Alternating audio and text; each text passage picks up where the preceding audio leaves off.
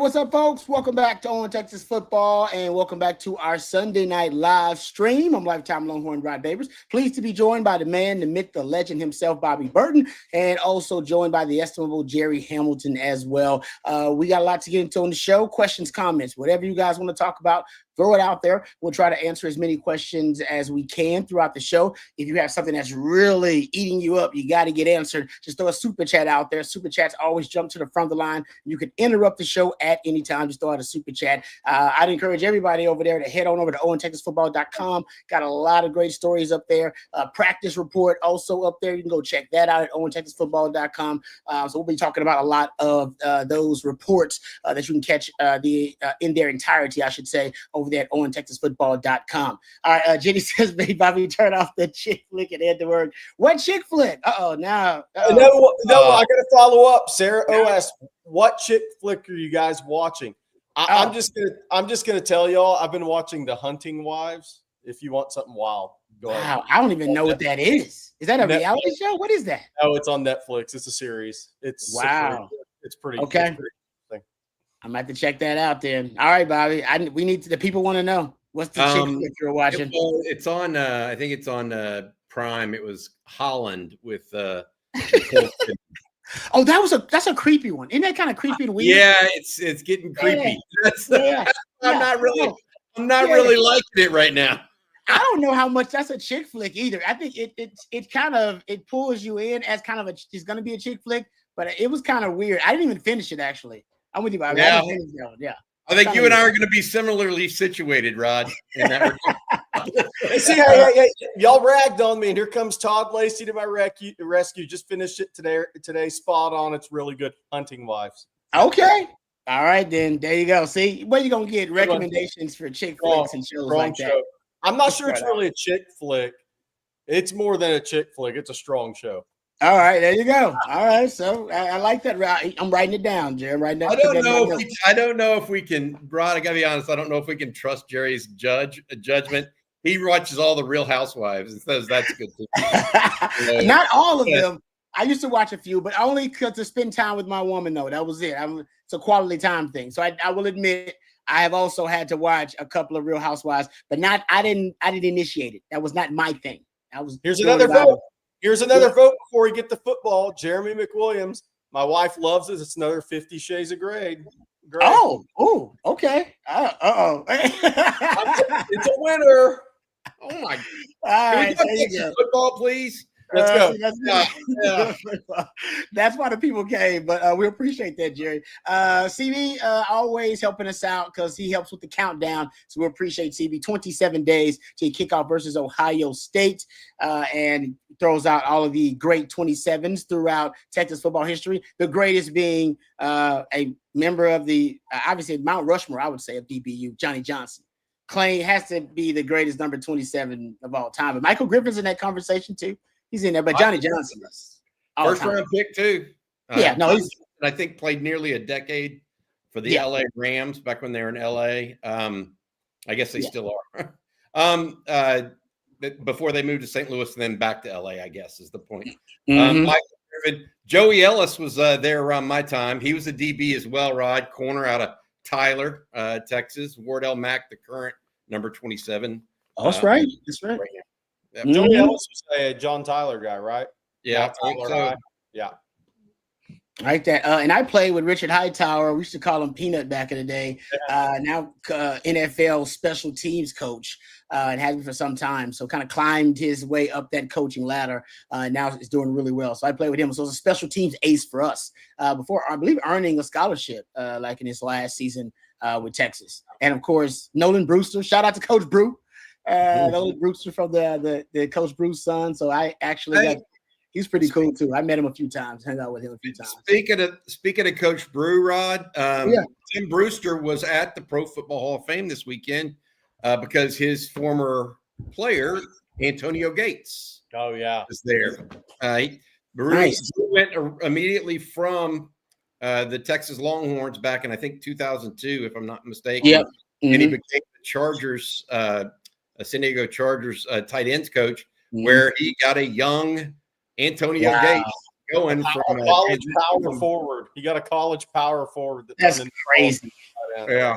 Did y'all ever ask when y'all had him on when he first got there, like what he thought? He was like, "Oh, this dude is gonna be a beast. Like this dude could be one of the best that ever played the position." Did he ever tell you about that moment for him? That when he saw it, like, oh. I don't know that we talked about it in that Okay. scenario, but I talk to Brew every so often. I know you do, yeah. And I've talked to him about it before, Rod, and he is a big time proponent. He thought Antonio Gates was as talented as anybody's ever coached. Wow. And obviously it's probably true, right? Based on the receipts of that situation. But he was like he was a natural. It wasn't a lot of coaching in there. Even though he was coming over from college basketball, he's like, with guys like that, you kind of just try to get out of the way and make sure they're going in the right direction. Exactly. No, it's like a Bijan. It's like, dude, just watch out. Just all you can do is hurt him. That's God given. Yeah, he was always very complimentary, and he said he was a natural.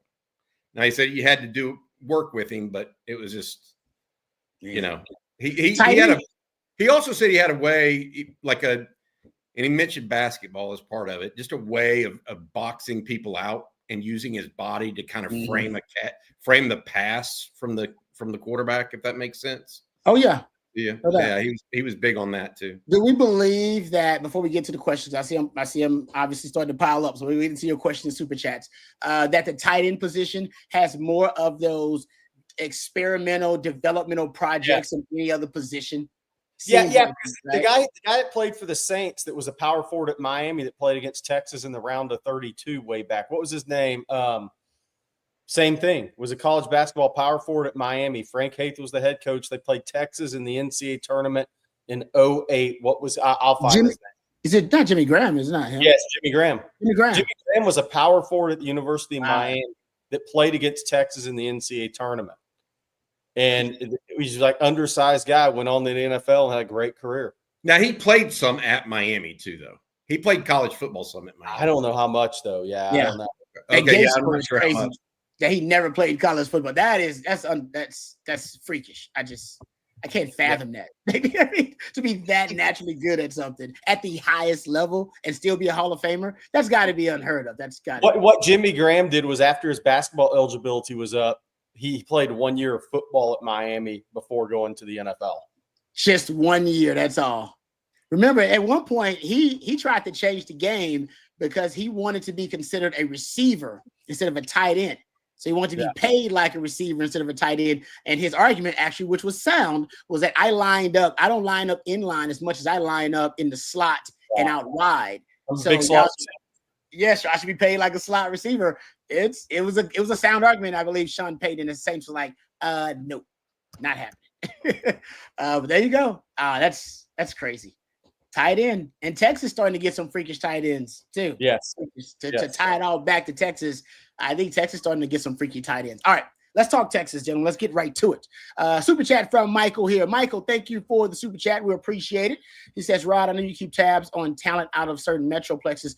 Which metroplex do you think is the most underrated? I've always said San Diego. Ooh, that is good. It's a 757. What is 757? It's Virginia. It's in Virginia Beach. Newport News. Yeah. That's where Michael Vick came from. Allen Iverson. Yeah. There's been a ton of NFL guys come through. 757's always been the one for me. Yeah. Okay. That's a good one. I think San Diego's really good because it's so overpowered by LA County and Orange County in that neighborhood, if that makes sense. I mean, I think those are good ones. New Orleans is not overrated. I think one that might be becoming this way, and it's hard to even call it a metro area, but Baton Rouge now is really starting. And I think part of it is because of the displacement from New Orleans, right, where so many people moved to Baton Rouge. But that one, but underrated. Just trying to think, like major metros Dallas, Houston, Yeah, Miami, they automatically. LA, You know who's underrated is Tampa these days. Tampa has tons of football players. Tampa, St. Pete area. Charlotte actually came up recently. That kind of Charlotte metro area for underrated metroplexes. I've said this before. Matthew Golden's originally from St. Pete. He moved to Houston area in middle school, but he was a St. Pete kid. Tons of kids coming out of Tampa, St. Pete. Yeah. Another place that I'd play says, honestly, crazy enough, Austin is starting to rise up. The Austin metro area actually is starting to. I had its most successful. I believe it was 6 players they had drafted last draft overall. Just the Austin metro area, and of course, most obviously Texas had a few of those as well. So, yeah, I mean, it's to me, I think the ones that and that the DC. Like that Baltimore area up there. I don't think people talk about it enough. It's the DMV. Yes. Yeah, the DMV. DMV. Per capita is really high. Per capita is really high. Yes, that's I think that one we don't talk about enough because that DMV, as Bobby's talking about, it's probably right now in your top 7, 8 metroplexes in terms of producing NFL talent in the last few years. And we talk about Dallas and of course Atlanta and LA and Miami. Those are your big ones. Houston is of course in there too, but nobody talks about that one, and they're trying to creep closer and closer to that top 5. And I will say this: Chicago for the longest has been overrated. I used to go up there all the time, and there just wasn't as many players there as people wanted to make out to be. And I think that's been one. The one that I would put on a kind of a short leash kind of notice that I think has been better in football in the last decade, really decade and a half compared. It used to be just total basketball is St. Louis. Oh, that's good. Ryan Wing, there's just so many guys. The Jeremiah Love, the running back at Notre Dame, St. Louis. Ryan Wingo, St. Louis. There's just been more guys from St. Louis of late that are higher quality. But obviously I'm not talking about that in the same vein. I'm talking Atlanta, Miami, Dallas, Houston, LA. Yeah. Phoenix is another one too. The Phoenix metro area, I know underrated because we had Texas had Bijan here, so we know there's talent there. And Brock Purdy, I believe, is somewhere from around like that metro area too, or something. Yeah. So there's been some attention there, but Phoenix is underrated a little bit as a metro area, producing a lot of NFL talent. All right, thank you for the question, Michael. That was a good one. Appreciate that. Good way to get us started. Another super chat here from Eric. Eric, thank you for the super chat. Says, what is the percentage of possible 4 wide receiver sets this year? Ooh, thank you, Eric. Love questions. This will take us right into practice. So here we go. Okay, so what is the percentage of it? Honestly, I hate to say this, it's probably close to between 0 and 3% a chance of seeing. Yeah. He just doesn't do it. He doesn't do it. Guys, you guys remember me talking about the red, because he at Bama, he had the red package. And that's when he had 4 first-round wide receivers. So you'd be a fool not to try to get him on the field at one time, right? So he had called a red package where it was 10 personnel, 1 back, 0 tight ends, 4 wide receivers on the field, and every defensive coordinator's worst nightmare because you ain't got 4 first-round caliber DBs that can cover all those guys. So that's the most talented wide receiver core I've seen in college football. Right? It's absurd. So I thought at one time, I said it last year, because remember, last year is the deepest, arguably the widest, most expanded circle of trust Sarkis had at wide receiver since we've been here. Right, it was pretty. You had Bond in there, you had Golden in there, Wingo ended up cracking it. You had DeAndre Moore in there, Silas Bowden. I think they tried to get him in there a little bit because they really liked. Cook started off in there. Cook started off, right. We went 4, 5, 6 deep potentially in there initially, and so I thought last year you see it, and I think I predicted it, obviously inaccurately. Hey, Rod, I want to ask you this. I think we're going to see more under center with Arch. And we talked about that in the offseason because that's how he grew up. Yeah. He grew up not playing quarterback in reverse, which is shotgun 100% of the time. He grew up under center. He's a Manning. I think the fact that we're going to see more of that also will limit your 4 wide sets because anytime he's under center, there's going to be a tight end. Yeah. It's a great point, Jerry. Did Mac? I gotta go see Mac Jones. Was Mac Jones on the center a lot? I don't remember. I gotta go back and check. No, he was see. not. He didn't He was seem like he was on the center. I would just say this on this percentage thing real quick. And Rod, you know those numbers better than I do. You've charted that with Sark, so I'm going to trust you on that. I could tell you from what I saw from practice, okay, that there were no four wide receiver sets of the, I don't know, 100 or so install snaps we saw.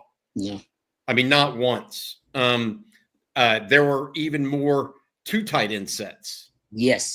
They ran a lot of install 2 tight end sets. Yeah. So they'll go down to 2 wide receivers before I think they'll go up to 4. That's my opinion on that category.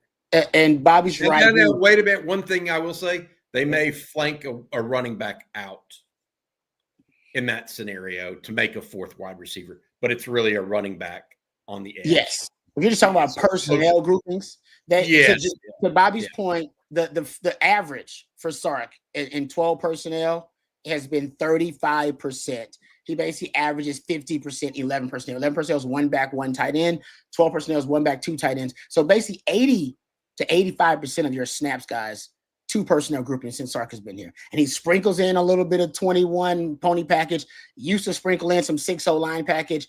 I want more diversity, but I don't know if he has the depth this year for 4 wide receiver sets. Now, to Bobby's point, he loved having Jaden Blue in that pack, like out there, because he could essentially use Jaden Blue as another receiver, but out of a 2-back set, or even out of a single back set, and in a motioning him out to an empty set, and you still got a vertical threat down the field.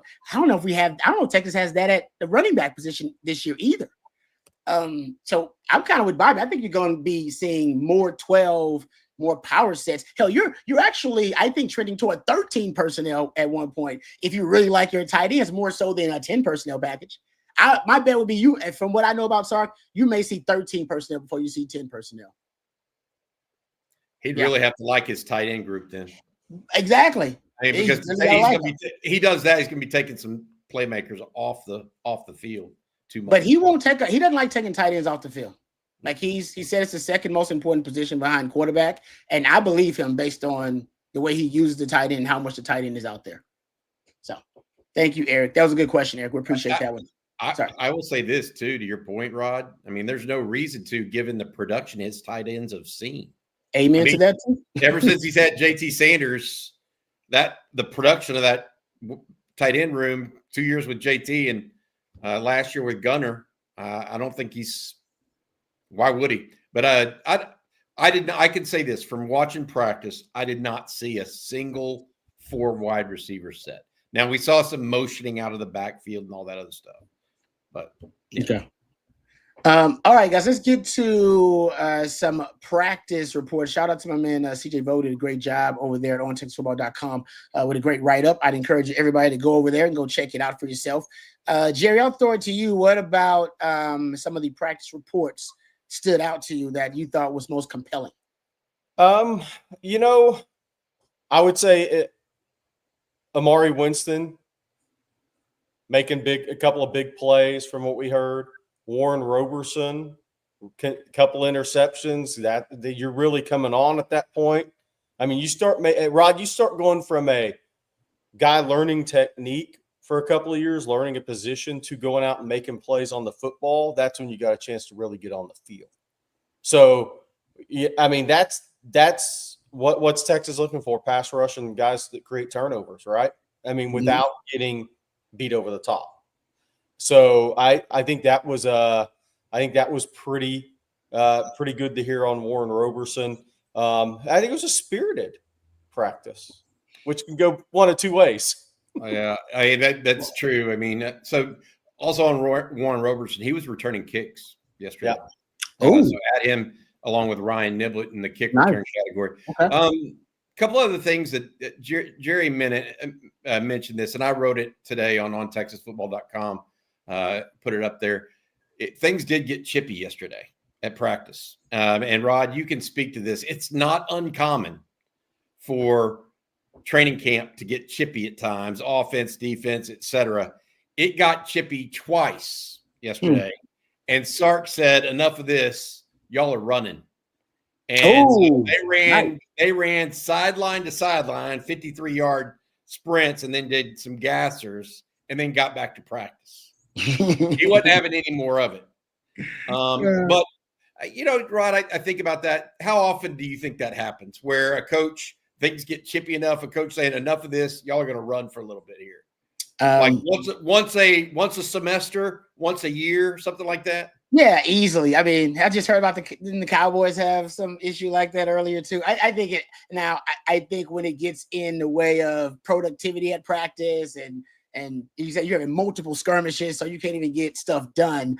That's when, you got to step in, and that's usually when coaches will make everybody run, and obviously make them try to focus on the task at hand. You want the intensity, right? You want everybody at their kind of fever pitch competitively, but they have to be able to control themselves, and I think that's what Sark wants to learn how to practice, right? And a lot of young guys don't know how to practice, right? This level of intensity that they're feeling at practice is usually for them on their level coming out of high school. That was game tempo. That's game intensity. And now at this level, you're going up against elite players on every play, right? The best of the best. And so at times that switch is flipped. It's like, no, man, this is a game base. This is game tempo. This is my game intensity. And you can get a little carried away. And it happens, I think, at every training camp. I don't know if it's problematic or anything like that. Matter of fact, Sark even said last week, and he was referring to, I think, the tackles going up against like the edges in the D line. He was saying, I like to see him a little feisty. He said, going up against a Colin Simmons and Ethan Burke, it'll do that to you, right? Yes. It'll frustrate you a little bit. And I want to see what it brings out of them, right? How do they handle it? How they handle their emotions? What does Sark always say? I want you to play with emotion, but not emotional. And I think that's what you want. Guys to play with emotion. You got to master it. You can't be emotional, because when you're emotional, they always say don't make decisions when you're really emotional, right? Because you'll make bad decisions based on that. Same thing with football players. You don't want to be emotional, but you want to play with emotion. That's the difference. A couple more notes on scrimmage, or not on scrimmage, on the last couple of days. DJ Campbell and Ryan Wingo were back at practice after missing the second practice. They were back yesterday, but I do not think that they were full go. Actually, they were not full go. And so we'll see where that ends. But I think each of them had a different thing going on. They should be back at it this week, full go. But we'll have to wait and see. There was no practice today. They get going again tomorrow morning at 8:45, just to give you a 9 o'clock, something like that. So it'll be practice. Will be getting started right when we finish up with coffee and football tomorrow. All right. Good stuff. A little practice nuggets right there. Appreciate you guys. Joshua, I don't see a question from Joshua, but I do see a super chat. So thank you very much, Joshua, for the super chat. And we will search for your question. I will try to find it if we missed that one. Bean here says, off subject and extra early, but I like a LSU versus Texas SEC championship. Ooh, I believe Georgia will be good, but not great. I do agree with that last part. Georgia wins 10 games, but that's about it. 9 or 9. Hey, somebody close to that program predicted 8-4 in this summer. We'll see. Said could lose 4 games, could lose, possible. So thinking more 9-3, 8-4. So we'll see. We're going to really see LSU against Clemson. How much better their defense is, because that's going to be a real test to start the season against a team that should be one of the better passing offenses in college football, with Cade Klubnik and 3 NFL receivers and an experienced offensive line around it. If LSU looks improved on defense out of the gate before all those guys have time to really mesh, that's probably going to be even if they lose a 28-24 game but look improved defensively, it's going to be a pretty good sign for LSU season, I would have to say. Now, if they go out there and give up 41, it's a different game. Are y'all buying the LSU hype train, the Oklahoma hype train, and the A&M hype train? Any of y'all? A&M's got the schedule. LSU, I think they did really well in the portal, but again, it's how quickly can they pull it all together defensively? They did well in the portal. They got some impact dudes on defense, man, all over the place too. But how quick are they going to pull that together? And Nick Anderson, if he's healthy, LSU gets a second round wide receiver out of the portal just because he was hurt. Yeah. I mean, Oklahoma, I'm not because of their schedule. Yeah. There's just a lot of noise right now. LSU, A&M, and OU. A lot of people, they're like dark horse picks. OU because of John Mateer and their defense. Yep. They're one of their offensive linemen, by the way, came out in a little press availability over the weekend and said that OU had the best defensive line in the country. No question about it. So that's something to watch. Whether that's true or not, we'll see. A&M right now is crowing about their offense, given that they have a really good offensive line, they believe, as well as two really good running backs. And they did well in the portal at receiver. But we'll see if they're ready on defense. And then LSU has Nussmeier back, who some people are trying to make him the number one player taken in the NFL draft. And maybe I'm wrong, but I just don't see that kind of ability out of him. Could be wrong, but I don't see that kind of athleticism. Yeah, I think the Oklahoma, to me, has the widest, I guess, kind of variance. Yeah. To me, I think the spectrum of what the end result could be. I mean, I could see them, honestly, being a 6-win team or even missing a bowl game. I really could see it. But I also could see them being a 9-10-win team. If John Mateer, if it translates from what he did at Washington State to the SEC and Oklahoma, they're going to not only be in every game, but that dude's probably going to be potentially in a Heisman conversation if he plays the way he did last year. I don't know if that's going to happen because he's playing a tougher brand of football, or at least a more difficult brand of football in the SEC. And I don't know if he has the weapons around him either. But so we'll see with that. The Aggies are going to be good until I think the Aggies will get in their own way somehow. I think they do that a lot. Until November. Yeah, I think they'll Aggie it up somehow. And I'm not trying to hate on the Aggies, but they often do that. They'll get in their own way a lot of the times. By the way, did y'all see the funniest thing in the SEC over the weekend? Tennessee put out something as far as like somebody in the chat saw it, some like kind of video from a practice, somebody intercepting a ball. They blurred out the quarterback who threw it. I saw that. Was that Tennessee? Yeah.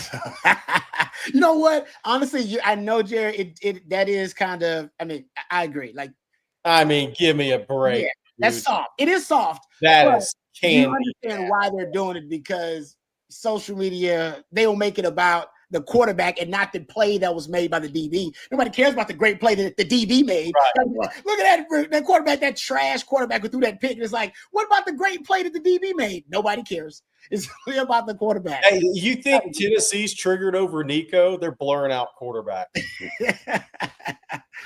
Honestly, that's why I don't believe in the Aggies either, just because they wouldn't take Marcel Reed to SEC SEC media days, and I still can't figure out why.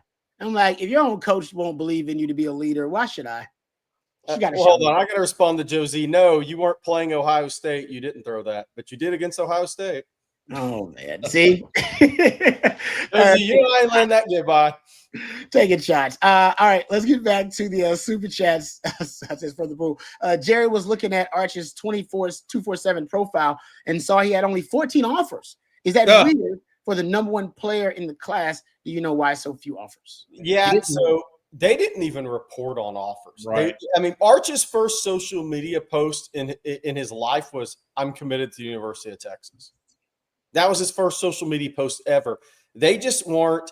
I think the other part with the Mannings, from going to Isidore Newman a couple times, 3 times, I guess it was, they weren't going to lead anybody on in the process. They weren't offer hunting. They weren't going to post offers. So it was like, I think people called Coach Stewart, said, would he have interest? And if the answer is no, the answer is no. Those schools aren't going to pursue him. I think really he could have had 70 offers if he wanted to, but he wasn't offer hunting. They weren't going to attack the process like that. And it wasn't social media. That was not a social media driven recruitment. Yeah, Matt, bring up his first ever post. And this is what Jerry was talking about. It literally was as simple as this. For those of you that were unaware, he posted it himself in a Longhorn uniform. Yeah. That was his commitment. Yeah. And he hadn't made a single one on Twitter until that time. He just wrote committed to the University of Texas. Oh my gosh, you know what's terrible about this? I didn't even look at Arch. I'm looking at Charlie Strong celebrating the win over Notre Dame down there. We got to take that down, Matt. This 4-inch vertical. Why did that get my attention? Yeah. But my point on that for y'all is Jerry's 100% accurate. That he just doesn't report it. Yeah, there was no need. Like a lot of people, I mean, did Richard Wesley, even the defensive end out of California, report every offer he had? I'm guessing he got offered by Sacramento State. I bet that's not on his profile. Yeah.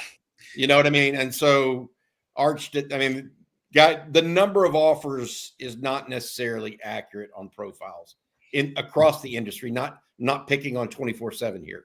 I'm just saying that is not something that is heavily attended to. Okay. And accurate. I thought you guys were going to say basically a lot of schools knew they had no chance. So they were that's part of it. I'm not going to waste my coach's time because it's not going to happen anyway. That's a fireable offense if you're Illinois to offer Arch Manning. Right. So that's kind of how I feel like, come on now. Everybody's not going to make that offer. Maybe Texas Tech would these days. They'd be like, they would. We got a chance. All right. Before we get back to the Super Chats, guys, let's thank our friends over at Rogue Shop for sponsoring our Sunday live stream. Really appreciate our friends over at Rogue Shop, and you will as well. Friends at Rogue Shop, rogueshop.com to be specific. You can hit them up there. Use that discount code. You see it right there on your screen on Texas, and you'll get a very special discount from our friends over at rogueshop.com. Bringing real plant medicine back to its roots. They have it all, folks, from oils, creams, flour, gummies, and vitamins. And they ship nationwide, no matter where you are in this great country of ours. Our friends over at Rogue Shop can get their fantastic products to you. So maybe you're dealing with sleep deprivation. Maybe it's general anxiety. Maybe aches and pains from battling Father Time or from your playing days like myself. Our friends over at Rogue Shop, they have a variety of different items to help you battle those ailments. So check them out at rogueshop.com. Remember to use that discount code on Texas, bringing real plant medicine back to its roots. That's rogueshop.com. Thank you very much to our friends at Rogue Shop for sponsoring our Sunday live stream. All right, getting back to the Super Chats here. How about this one from Beard? Says, my wife is in the bedroom watching Hunting Wives right now. There you go, Jerry. Boom. So, yeah. I hope that's not Chris Beard. Sugarcane Daddy, not the crop, says, sorry, Pat, too. Is this Super Chat enough to get Bobby to turn his hat around? Oh, $5. See, not enough. See? This is a new one. Oh, there it is. Boom. There you go. You got the On Texas football thing. Yeah, see? Got to check it out. Oh, yeah, got some cool hats coming too. I like that. Yeah. Also, here's Super Chat. Taylor wants to know from you, Jerry. Always want to ask, how did you change from national recruiting to Texas recruiting specific? I mean, well, nowadays it's the same. Exactly. No, it's not. I mean, that's pretty. It's not hard. I mean, it's, sometimes you kind of miss going and see all the guys nationally, going to every Under Armour camp in the country and that sort of thing. But no, it's not a big deal. All less miles travel. Yeah, not the coach, just less miles. Yeah. Nothing about me and less miles. How about fewer miles? It just ripped. I was like, less miles. What is it? Oh, okay. No, Jerry, and you and I, look, how did I do that? Yeah, you did. It was much tougher when you did it because it was car and VHS. Yeah, I mean, but my point to you is that, look, I know why. I mean, Jerry and I have we are of one mind on this, and that, look, you can go. A lot of people can go be national experts and feel like they're true experts, and they're really not. And I'm not trying to be rude, but I felt even when I was doing that job and I was the editor-in-chief of all the Rivals and would oversee the ranking, et cetera, I only saw 60 to 70% of those guys. Yeah, you're not really an expert at the level that you need to be to think that your rankings matter and all this other stuff. At Texas, first of all, I'm a grad. Jerry's grew up a fan to a degree. It's a more digestible amount of information, and you can actually speak more authoritatively across all of it. That's true. And so it makes not an easier job. I don't want to say it's easier. It's just one that hits home with me more because I like it more. I mean, I like covering Texas football. It's fun. It's not just about worrying only about recruiting too, by the way. Now Jerry gets to talk about, college football at large, et cetera. It's not just that. So one of those things. It's a good question, Taylor. Thank you for that. All right. I believe. Okay. How about this? Oh, we had another super chat. I apologize. Here is Lou Dog. Thank you, Lou Dog. Appreciate the super chat. It says, mark of the bucket list to attend the Red River Rivalry with my son this year. Oh, there you go. Oh, yeah. Oh, yeah. Hey, by the way, that's going to be one hell of a game this year because anytime there was a blowout the year before. Oh, yeah. I was a part of one of those. Best shot. Yep. Think about the quarterback lead-up drama to that game too. Yeah. There's going to be now. A lot of it could be what is Oklahoma? What did they do against Michigan and Auburn? I mean, is all the talk going to be if Brent Venables loses to Auburn, is this his last? You hope that's not the talk, and you hope the game is the talk. You hope something else doesn't take over the talk about the game this year. Here is Jose actually has a question related to that, and congrats on that, Lou. I think you'll be enjoying yourself. I'm predicting you're going to be enjoying yourself, so I wouldn't be freaking out. But Jerry is right, though. I got blown out in one of those Texas OU games, and we obsessed about it all off season. Now it was they won the national title on the way to blowing us out, so it was a special obsession for all of us because our rival was the defending national champion. Like that's a crazy scenario because you're trying to reach that mountaintop, but then it's also someone you're always trying to vanquish. But we obsessed about it that entire offseason. I think that we lost again the next year. What was it? That was 13 12 to nothing. Was it 12? It was a real low scoring game. 14-3. I think it was. Oh, that's right. Yeah, 14-3. But anyway, so I agree with Jerry to a point that you go and Venables. He's so say desperate is not the right term. There's gonna be a sense of urgency because the perception is he's coaching for his job. So he's gonna pull out all the stops, and he's finally, I think, knows how you have to coach in that game. Now, last year to me, he didn't have a quarterback, so it's hard to coach in that game without a quarterback. Yeah. But that year that he had Dylan Gabriel, I think that's more of what you're going to get with John Mateer. Remember how they were, he was rolling the dice early because he understood you have to match momentum in that game. You can't let somebody run away with the momentum because you'll never get it back. Sark learned that too his first year because he had all the momentum in the first half and then lost it all in the second half. He was like, oh, I can't let that happen. So it's a certain way you got to coach in that game because it's so unique. And I think Venables knows how to coach in that game, to Jerry's point. He'll get his best shot. But here's something from Jose. Jose says, Jerry and Bobby, knowing the job Sark has done, how many years of collateral damage has Venables done to OU if he's fired after this season? That would mean he lost that game, too. Because he wins that game, he's probably going to get on their way to having a good season. Well, that's a tough call, though, because it depends on who you hire. Things can change fast in college football now with the portal. Depends on who you hire. And depends on what Oklahoma has to really spend. I mean, that's a tough one. What if – I mean, I don't even want to throw it out because it starts rumors. Hey, they said this on Texas football. What if hire X comes in and brings his quarterback, who is an all-conference player, with him? Yeah. Well, suddenly things can turn pretty fast in college football. Yeah. I would agree with Jerry on what he's saying. Like, look, it's different nowadays. You can hire somebody and it could be the right hire. So there's no collateral damage. The thing that I would add to what Jerry mentioned is what could be an untenable situation with the general manager of OU football, Jim Nagy. I mean, what if the powers that be at OU decide they want a head coach and that head coach has no interest in keeping Jim Nagy or his staff? That could cause collateral damage. Because look, Steve Sarkisian's not going anywhere that has a GM. No. Well, so you think Kalen DeBoer is going to go somewhere that has a GM that he has to? He brought his with him. So that's my point. Exactly. So the other thing is, who's Oklahoma going to hire as AD? Because that's a massive deal. Because we've talked about it before. Not just look, I think Porter Moser is a really good basketball coach. Oklahoma supported him like they need to. The new AD's hire could have 2 coaching hires to make in his men's major programs right out of the gate this year. So who that AD hire is and who he's connected to also, if there's an opening there, would play a huge role, I have a feeling. All right. Thank you for that one, Jose. We appreciate it.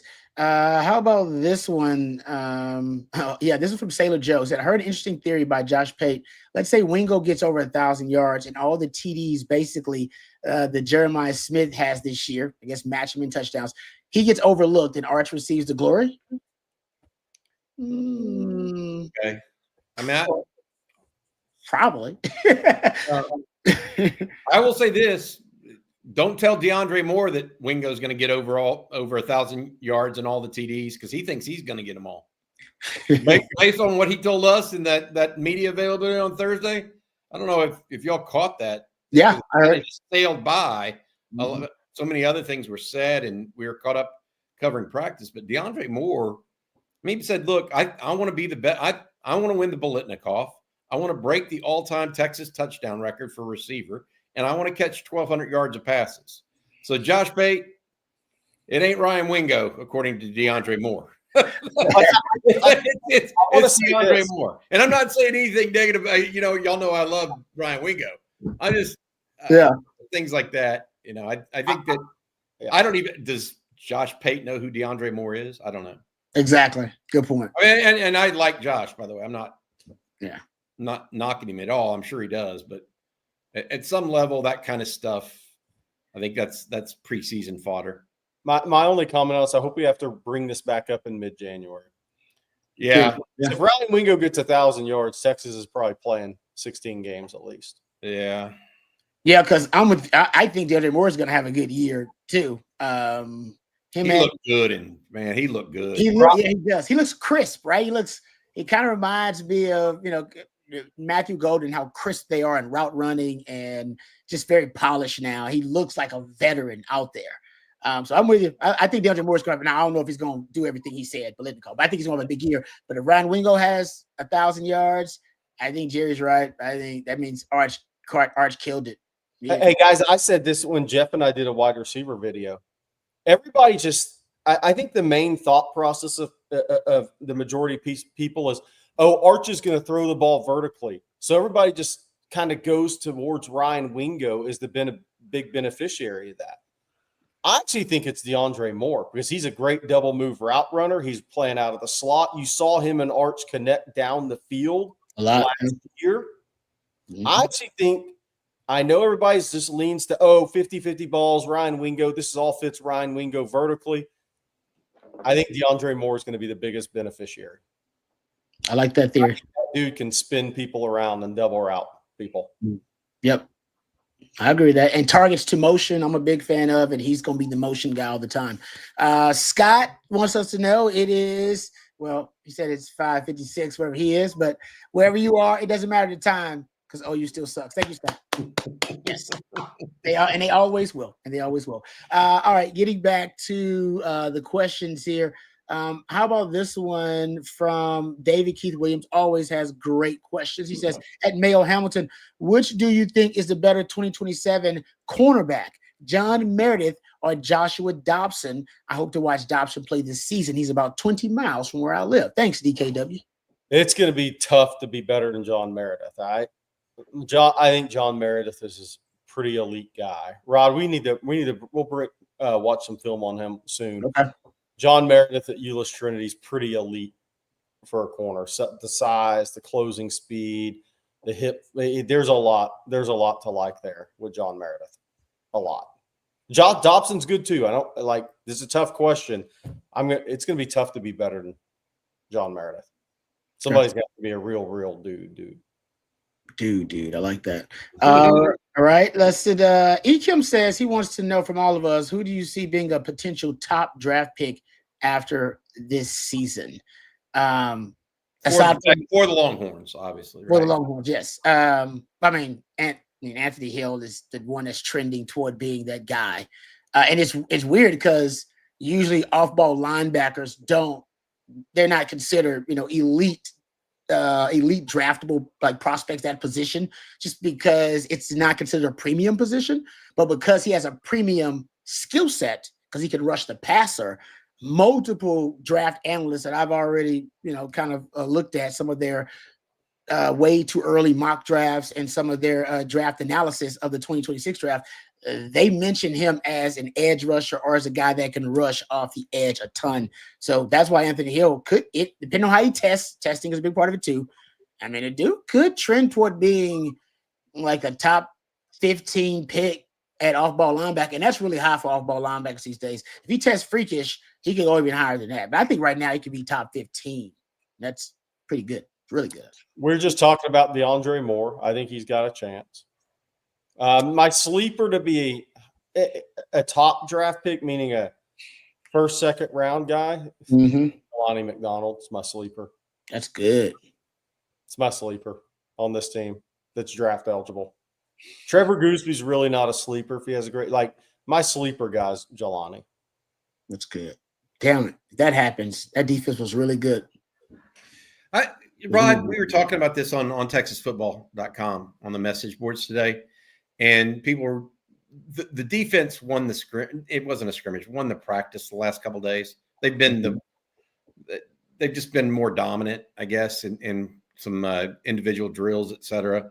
But people are like, well, what does this mean about the offense? And I'm sitting there saying, well, the offense has always had the bigger question mark than the defense going into this season. You got a new quarterback. What do you have? 9 new starters, 8 new starters on offense, whatever the number is. And on defense, you've got Colin Simmons, you got Anthony Hill, you got Manny Muhammad, you got Leonga Lafau, you got Michael Taft, you got Jelani McDonald, Trey Moore. I mean, you got 7 or 8 starters back. Yeah. Maybe 9 that have starting experience, Ethan Burke. And so when people ask that question, it's always, for me, it's always going to be the offense. But as far as players that have a chance to be drafted highly, I would go. I think Jerry's right about Jelani McDonald. I want to see what Manny Muhammad runs. Yeah, just going to put that out there. Let's see what he runs. Let's see what DeAndre Moore runs. DeAndre Moore somehow runs in the 4.3s. He's going in the first 50 picks. 60. Yeah, no doubt. So Sark's receivers got a good history of running fast at the combine. They really do. They've got it down. Yeah, he does. Yeah. Not just wide receivers. Oh yeah, DBs. right. I mean, yeah, they've done a good job. Whether it's Torrey Beckton getting them prep for that, I'm sure they all go with their own guy out, wherever they go. But Texas has done a good job of that. Yeah, I agree with that. How about this one from C. Gaddis? He says, is there a receiver on this roster that can dethrone Roy Williams as his greatest receiver in school history? No. I think George Shipley's the greatest. I'll just I do too. But Roy's number 2 for me. But I play with him. I think was one. Jordan maximized and stayed his entire career too. Roy went a year early, right? I believe so. No, I don't know if Roy went a year early. No. Last year was with Sims. No, as the quarterback, and Sims was a year ahead of him. He stayed one more year. Did he? Sims was in the same draft that I was in. Oh boy. Sims and C. Red was in the same draft I was in. Okay, I messed that up. I think that Roy was more talented than Jordan, and I don't mean that to slight Jordan. Yeah, but Jordan was a much bigger maximizer. Also participated on special teams. Made a couple of really big, one kick return that everybody will remember, but also a punt return against Tech that turned out to be pretty big. I see that. I mean, is there a receiver that could? I mean, maybe. I still think Ryan Wingo is the best looking wide receiver Texas has had on its roster since Roy Williams. Like physically, like you'd look at him and you go, okay, that's what a first round top 5, top 10 player overall is supposed to look like at the receiver position. Yeah. I agree with Bobby. I think he's the most talented guy, and we said this at the same time last year. And we'll see. Wingo's got a lot of ball left to play the next couple of years, but Roy made the special plays right out of the gate. Oh yeah, Ryan hasn't made the special plays yet. That's true. I agree with that. I mean, Roy's first catch in the spring game was a one-handed catch on a post route. Yeah. Contested. That's fair. Right? Yeah. That's a good point. Roy made special. He was like made special plays out of it. Yeah. He made the wow look routine. He made the wow routinely, I should say. Yeah. I agree with that, but I think Ryan Wingo's got those physical tools. There's no question. I agree with that. He's just got to go make the special plays. Yeah. Helps to have a special quarterback, which he definitely has. All right, getting back to the questions. Oh, a couple of super chats here. Bald for the bets. Thank you very much, Bald for the bets. He says, any info on Ohio State tailgate location? Yes. All right. So we are not doing a tailgate because the game starts at 11, and they couldn't get us in a spot that was adjacent to the stadium. It was like almost 3/4 of a mile away. So what we're going to do is we're going to do a Friday night happy hour, Friday afternoon happy hour. We'll be posted up probably from like 4 to 7, 4 to 8, something like that. So as you get into town, I'll give you guys the name of the place, and then we can all go hang out for a little bit on Friday afternoon. Otherwise, Texas X's do have a tailgate in location that's like within walking distance of the stadium, like really close. All right, thank you, Bobby. Ball for the bets. Also, another super chat. Thank you for that. He wants to know what do you think is thought on Spence at edge? I think he's going to be a player. Right? Jerry and I were talking about this. I mean, Trey Moore is playing so many different positions right now, and I think he's a year ahead of Brad Spence, essentially, in the system. And so PK, because Moore had the spring and because Moore had a year in the system, I would not be surprised if they do the same thing with Spence that they're doing with Moore this year, they do with Spence next year. Oh. Just going to put that out there, where give him a year in the system, let him get after the quarterback, get used to it, drop him a little bit, because they still dropped Trey Moore a little bit last year, remember? Oh, yeah.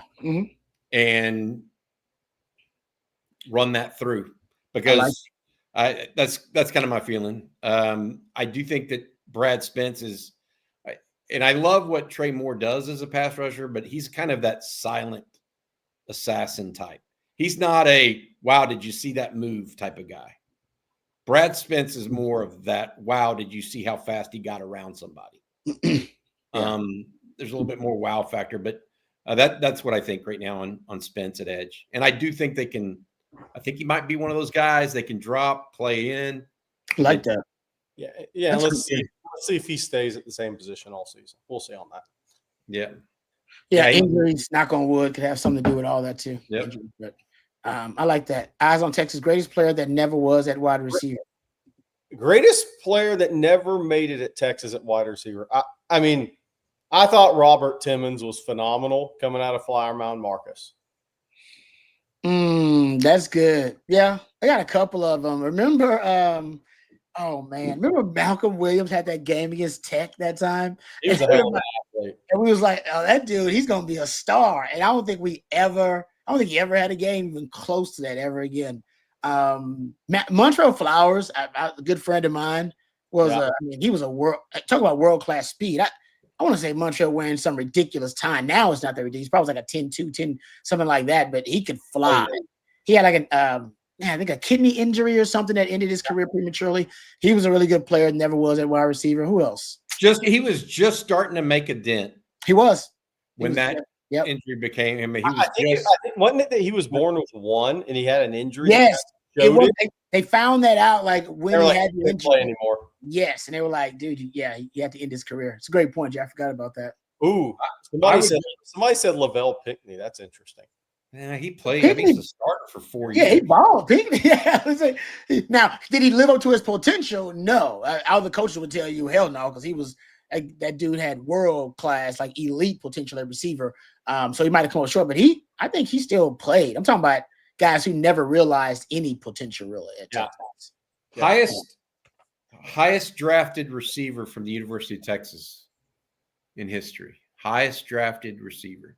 Oh, it's got to be when like Lamb Jones or something like that. Yeah, Rod B got it. What did he go third? Where did he go? Second overall. And Roy went fourth or fifth. Roy went seventh. Roy went seventh. Okay, man, Lamb Jones. Ooh, talk about guys that can fly. I don't even know they did. Did they have 40s back then on the record? I don't even know if they did. So I don't know. But he was a track guy, though, right? Didn't he have track? He won a gold medal as a high schooler, right? Wasn't he? It's on the 4x1 or 4. I can't remember what he was. I think you're right, Bobby. Yeah, he was fast before fast was cool. This is one. Marcus Myers actually brought him up in that 2002 recruiting class. Marquise Johnson was a 5-star, never made it into Texas, signed with Texas Tech. I don't think he ever did anything, period, really. Marquise Johnson out of Tim Brewster recruit out of Illinois was a 5-star receiver. Part of that 2002 class, he was the one guy that never made it to campus. He flipped his car in the offseason. Flipped his car, injured. Yeah. Oh. Yeah. Damn. Tough life. Tough loss. People gonna put Jonte Cook in that? He did not pass away, by the way, during that. No. Oh, that's good.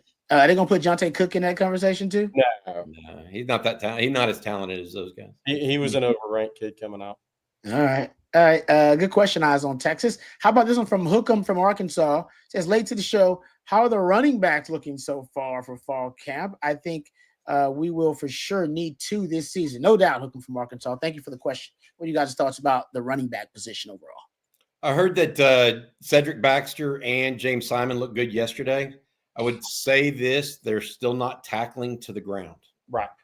So they're not in full pads. That starts tomorrow. So let's see what happens post that. Christian Clark, Jarrett Gibson also involved there, along with Trey Wisner. When I was watching the running backs, I think that Trey Wisner is just so underrated. I don't know how else to tell you guys. It's almost like, and I'll give him a comparison. It's almost like DeAndre Moore is underrated. People want to talk about Ryan Wingo, and they should, because he's 6'2", 210, 215 pounds, and looks like what a top 10 is supposed to look like. You look at Trey Wisner next to Cedric Baxter, you're choosing Cedric Baxter. You know what I mean? Yeah. But Trey Wisner's all he does is get better every year. And he has a motor that does not stop. I mean, we'll see. We'll see how it goes. But I thought Wisner looked really, really just Rod, you use that term for DeAndre Moore, sharp, crisp. Mm-hmm. Those 2 guys are ready to go. Wisner and Moore, there's not a doubt in my mind, are ready to go. As much or more than any player on offense. Somebody followed up with this. Sorry, not that. Is CB Cedric Baxter the best pass protector? Easily. He's one of the best freshman pass pro running backs I've seen. I mean, look, he came in. That's one of the reasons he was starting out of the gate. He knew the whole dang offense like that and could make the same calls the center and quarterback could. That's how you're a really good pass pro guy. Yep. You don't miss. So one of the reasons why he started against Alabama too. Yep. Yeah, he's so big. Like he actually can block that linebacker. Most running backs, they get overpowered at the point of attack. Not that dude. Yeah, no, I mean, hey, Jaden Blue and Trey Wisner got their heads shocked a few times. Exactly. In pass pro last year. And you're not shocked, but that not Cedric Baxter will not. I mean, his size is one of his elite traits. Like he looked even bigger when I saw him at practice. And that's one of the things about when a running back goes down to injury. Like everybody just thinks about the yards gained, the yards per carry. But what really hurt Texas last year with Cedric Baxter, somebody said it F for fake. Baxter would have picked up some of those blitzes that crushed yours. Probably so. That might have helped Quinn last year. It's all those things that Cedric Baxter did that you add them all together. Because there was somebody asked in one of the morning shows, did Cedric Baxter look like a 5-star player his freshman year? And I said, yeah, because the all-around game. Mm-hmm. I think it's with some guys, it's more than how many carries and yards per carry you have. It's everything that you do for an offense and for a team. And I think Cedric Baxter was one of those guys that was pretty dang special as a freshman at that stuff. Yeah. I mean, Jay, you always bring up that Nick Saban quote, so I'm gonna go with the GOAT. When the GOAT says something like, "That's the best back we played," everybody was like, "What?" Huh? Well, that's all you need to know. He didn't say he was the best runner. He just said he was the best back. Right? There's a difference. No doubt. If I'm Cedric Baxter, man, I keep that quote somewhere close to me. I keep that in my phone somewhere to keep motivating me. Let's thank our sponsor of tonight's program before we move on here. We'll answer a couple more questions before we end things. But thanks to our friends over at Rogue Shop, rogueshop.com, bringing real plant medicine back to its roots. Make sure to use that discount code. You can see it right there on your screen, in Texas, and you'll get a very special discount from our friends over at rogueshop.com. They have it all from oils and creams to flour, gummies, and vitamins. No matter what you're dealing with, maybe it's sleep deprivation, maybe it's general anxiety, maybe it's aches and pains from battling Father Time or from your old playing days. No matter what you're dealing with, there are a variety of different items over at rogueshop.com that can help you battle those ailments. We had a member of the Owen Texas football family recently tell me they were dealing with some sleep issues and couldn't get a good night's sleep. They tried some of the items at rogueshop.com and now they sleep like a baby thanks to Rogue Shop. It may do the same for you. So use that discount code on Texas, and you'll get a very special discount from our friends at Rogue Shop, bringing real plant medicine back to its roots. That's rogueshop.com. All right. Thank you very much to our friends at Rogue Shop. I gotta ask this one real quick, Rod, because this has been a huge topic in the chat, and people have been asking us, what song should be the new home entrance song? We gotta have a thought on this because it's been the biggest topic in the chat tonight. Oh man. What song should be the new? What is the intro song now? It's Hell's Bells, right? That's pretty good. Hell's Bells is good. That's a great question. See, I haven't thought about this. I almost feel like this could be like a separate show altogether by itself. Maybe that's a video. Maybe we'll just do it. I really do feel like it could be like a separate show because I mean, you can like genre, like basically you just go like stadium hype music here, basically for your genre. Oh, that's good. That's a good question. I'm not sure where to start here. I mean, We Will Rock You's never bad. Oh no, you can't. So that's the thing about it. Don't you want to start a new tradition? Jump around. Jump around. Some people already using it. That somebody already has. I know that's the thing about it. You want to start something new, and then half the Texas fans gonna complain about whatever you choose. That's anyway. True. Virginia Tech's Enter Sandman's phenomenal. That is great. That's a good one. As I say, you want to choose like a classic song too. You don't want to choose like some modern song that only a generation of Texas fans are going to like. You got to choose something classic that all fans are at least going to be able to recognize and relate to a little bit. So you got to go classic. And what's a classic hype song that nobody else has used, so it's unique to Texas? Yeah. Because I don't want to bite off another school. Yeah. That's good. I got to think about that, man. That's a good conversation. And it's got to be the intro to the song's got to be great. See, not just having a great song, but the intro particularly has got to be a hype intro. But everybody's getting hyped and getting ready to go. You're not going to play the whole damn song. You're basically going to play the intro to the song. That's why Enter Sandman's great, because the intro is fantastic. You got like a walkout song in baseball. Because you're only going to get that portion of it. So what great song, classic song, has a great intro to the song? And that's where you start. Great intros. Y'all can tell how much this interests me. I didn't even know Texas went out to Hell's Bells. So this conversation is not mine to be had. So if y'all want to do a video on it, y'all go ahead. Yeah. Somebody says In the Air Tonight. It might be too slow, but it's great when you get to do.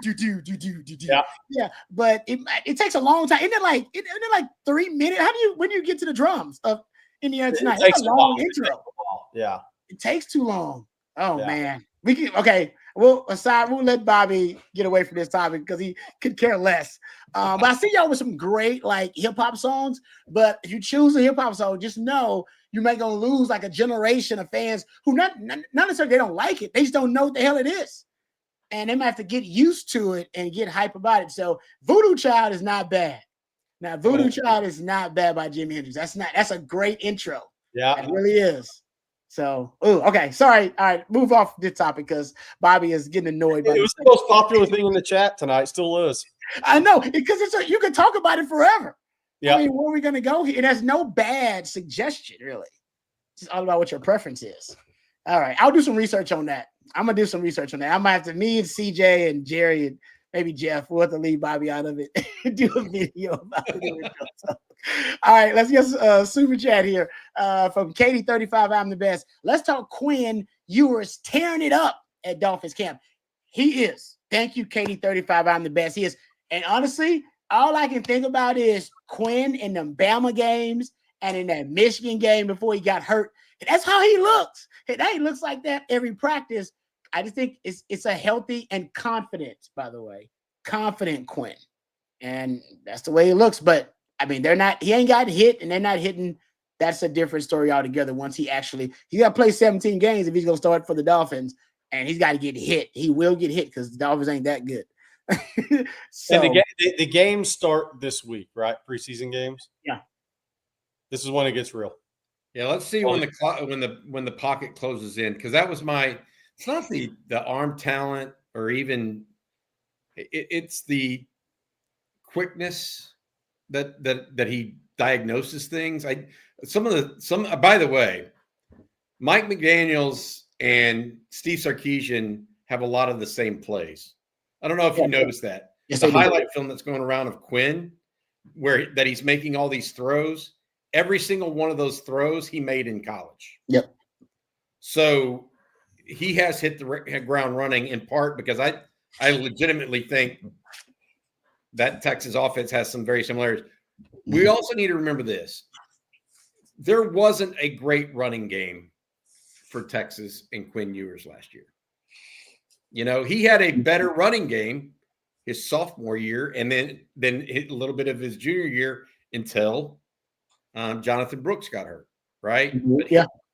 It was more workman or piecemeal on the ground as a senior. So along with an injury, you know, they said he wasn't healthy all year. So I wish the best. I know a lot of people are up and down on that, but I have no problem. Quinn Ewers did the best he could for the University of Texas. Absolutely. 2 consecutive semifinals. Hope the best for that young man and his future. Yeah, I'm the same, but I will say with quarterbacks who have struggled in the pocket, practice doesn't matter. The games are what matters. Is your body if his body doesn't react quicker in the NFL than it did at college, no chance. Not long term. It's not happening because those guys are even bigger and better in the NFL.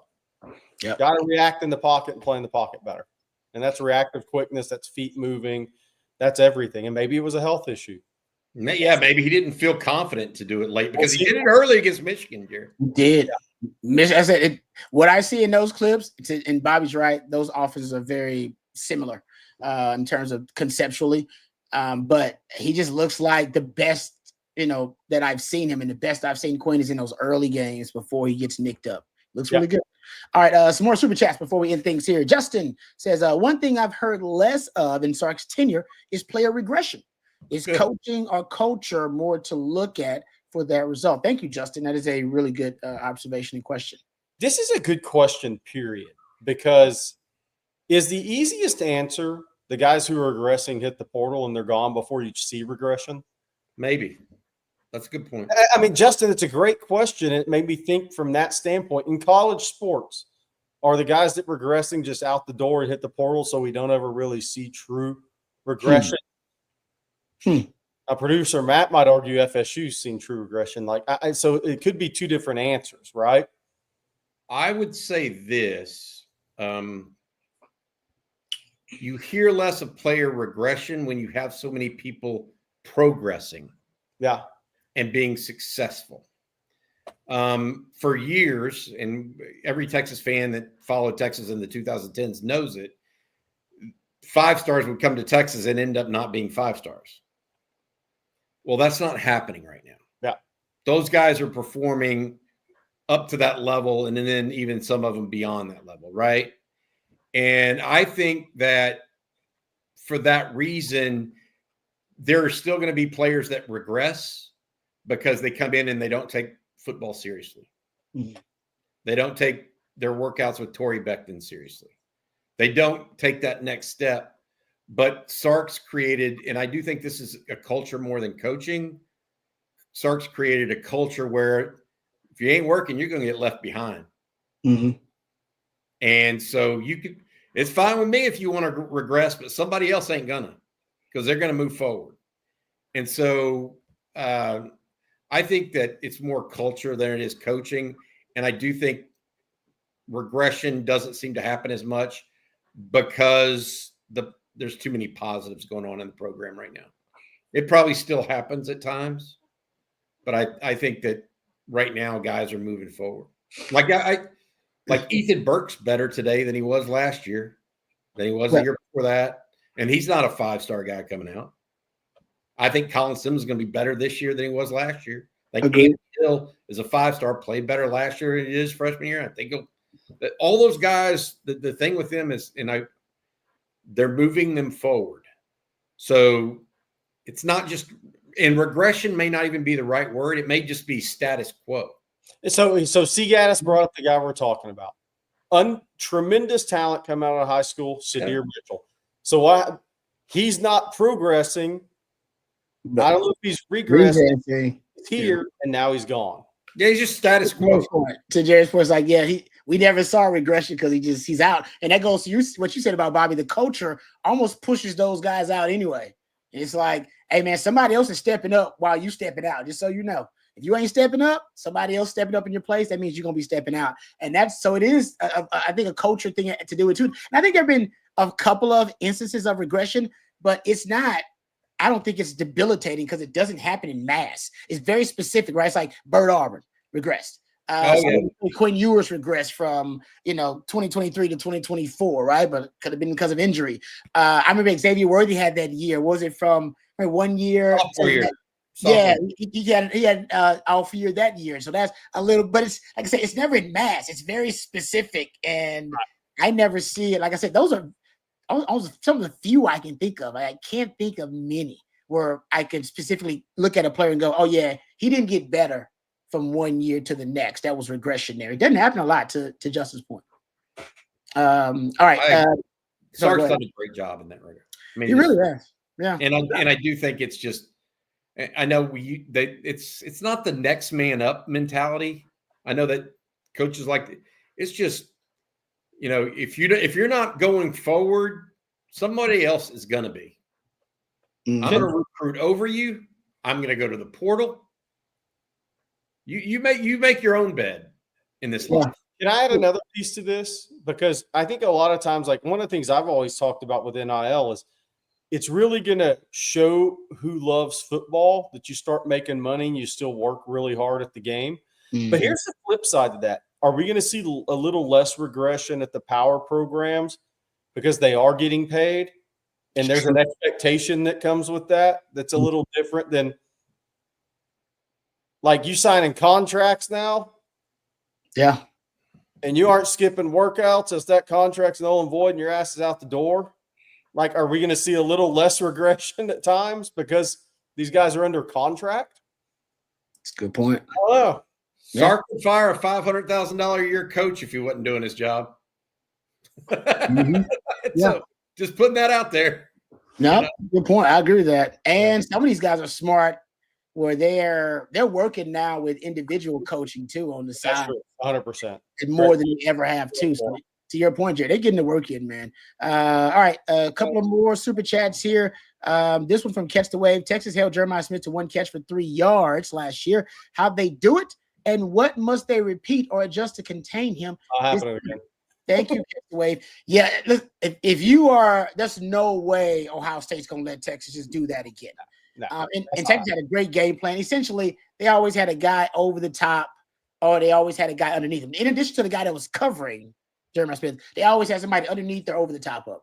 So essentially, that was never a time where Jeremiah Smith very rarely was left just one-on-one with a Texas DB, which is smart. I mean, that wouldn't be smart to do. So I think they're gonna have ways to scheme him open now about moving him around the formation, put him in the slot a lot more. They may put him in the backfield now more. They're gonna do some things, some funky stuff with him, so that they'll have a way to counter what Texas is gonna do. If I'm Texas, I thought the same game plan. I really do. Like I wouldn't change a thing. It was so effective. I wouldn't change much because they'll have a new quarterback now who doesn't have that veteran savvy, pocket presence and poise that Will Howard did, and Texas has a better pass rush. I take Jeremiah Smith away. You're going to beat me with somebody else, Carnell Tate, anybody else, Max Clare, tight end, anybody else other than that dude. The key to slowing down all those guys in this game this year is to make Sayan's feet move early. Make his eyes drop. Make his feet move early if he's the guy. Make him not be comfortable in the pocket. Colin. Yeah. Colin. Or Brad Somebody could be running wide open and he doesn't see him because the walls are closing in and he drops his eyes for a split second. It's those little things, man, that help take away big-time offensive skill players. You know, it's interesting, Jerry. We don't know who the quarterback at Ohio State's going to be. I'm going with Sayan. I think he's playing the game to keep the other guy engaged. Maybe. I think so. I think you're right. We talked about this. I think you're right.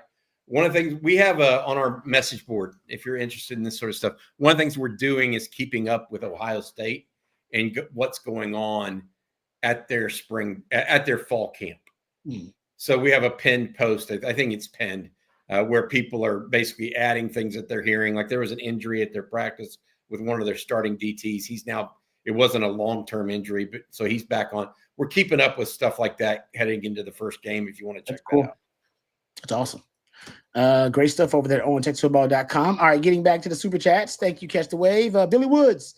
Billy says, "Is Phil Simi going to Phil?" First of all, I need to know how to say his name correctly. I mispronounced Bajan's name for 3 years here. So is Xavier going to see the field this season? Special teams, he's got some mention on special teams, Bobby. Yeah. Safety to be determined. I mean, a tough competition at safety. No. They got to do. I mean, McDonald, Taft, and Williams have all started. Yeah. And Jonah Williams is sitting there. Jordan Johnson. Jordan Johnson-Rebel is a player. Mm-hmm. I mean, they're going to have to fight. That's what I'm saying. Zealous Hicks. Yeah, Zealous Hicks is there. I mean, it's either step up or you're going to get passed. Billy, I don't know the answer. If I had the answer, and you know what? There's some element of my thought here right now that thinks that Texas may not know exactly what's going to happen there too right now. I agree. Yep. Because they got to see how it all shakes out, whether they actually roll July or whether they roll Michael Taft down to nickel. They do that, then I think Xavier's going to get some run. They don't do that. I'm not sure. All right. Thank you, Billy, for the super chat. How about this one from Eric? Says, off topic, but what upgrades are they doing to the Cotton Bowl Stadium? I'm not sure. I'd have to look. The one thing I hope they do is get all the crickets out.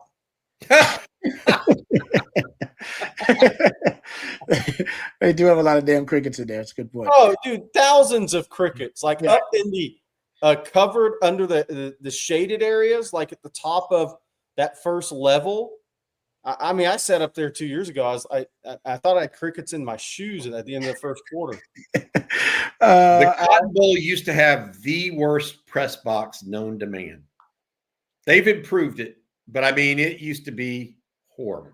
It's bathroom stairs, red carpet that was coming up at the seams, and they've improved it since then. But I'm sure they're doing something. I don't know what. Look, I will say this about the Cotton Bowl. Having talked to Chris Del Conte about 2 weeks or 3 weeks ago, one of the things that came up, he was asked at a function about Texas playing OU, and he goes, "Look, that I don't know." He said the date that it's there through. but there is no contemplation of moving that game. Not to Jerry World, not to anywhere else. They want it to be in the state fair, and they want it to be at the old Cotton Bowl. Okay. Yeah. So, I mean, it was like $140 million in renovation and reconstruction stuff. So I think that's still ongoing, but hopefully it improves it a little bit. All right. Last couple of super chats here before we end things. Back to our conversation about what should be the walkout song for the Longhorns, the new one. Billy wants Us versus Them. Thank you, Billy, for the super chat. I believe, if I'm not mistaken, that's a very new song, right? That's rather new, like 2024 is when it came out. And I think is it Suicide Boy? If I'm not mistaken, is the artist. I could be off about that. I'm pretty old these days. Thank you, Billy, for the super chat. I try to act cool, but I'm not. And Beard here says, thank you for the super chat, Beard, and the suggestion. Stevie Ray Vaughan, Voodoo Child. Yeah, I mean, I remember, didn't Hollywood Hogan, Lord God rest his soul, didn't he come out with, didn't Voodoo Child was his walkout song, Hollywood Hogan? I'm pretty sure at some point it was. Yeah. When he turned heel. So it is a good song. I don't know if it's a Stevie Ray Vaughan version or whatever, but I know it's a good song. So thank you, Beard. We appreciate that. Stevie Ray Vaughan would be unique to Austin, which would make it kind of cool. Britt, last super chat says, no OTF regression scene. Thank you, Britt. Perfect way to end our Sunday live stream. No regression. Matter of fact, speaking of our progression, head on over to ontexasfootball.com and you can become an OTFOG if you're not already. Use that promo code OTFOG. You'll get a year's subscription to ontexasfootball.com for just $39.95. And trust me, this is the year to do it because the Longhorns are expected to accomplish great things and we will be there to cover every step of it. All right. Thank you very much to all you guys out there. Thanks for the super chats. A lot of super chats today. We know you guys are excited as well. We are. If you want updates on practice, you want updates on what everybody has seen in our media windows and everything, go check out ontexasfootball.com. Thanks to Matthew behind the scenes. He's a real MVP as always. Thank you guys out there for watching and listening. Thanks for all the super chats. Bobby, thank you for all of your knowledge and hard work. Jerry, we appreciate all of your expertise as well. If we missed any of your questions, please direct them to these two gentlemen. Coffee and Football early tomorrow morning, 8:15, and then we'll have the winning drive with myself, CJ Vogel, and Coach Bob Shipley. That'll be at 3:15 tomorrow as well. So for Bobby and for Jerry and for Matthew, I'm lifetime Longhorn Rod Babers. Until next time, hook 'em horns. Hook 'em.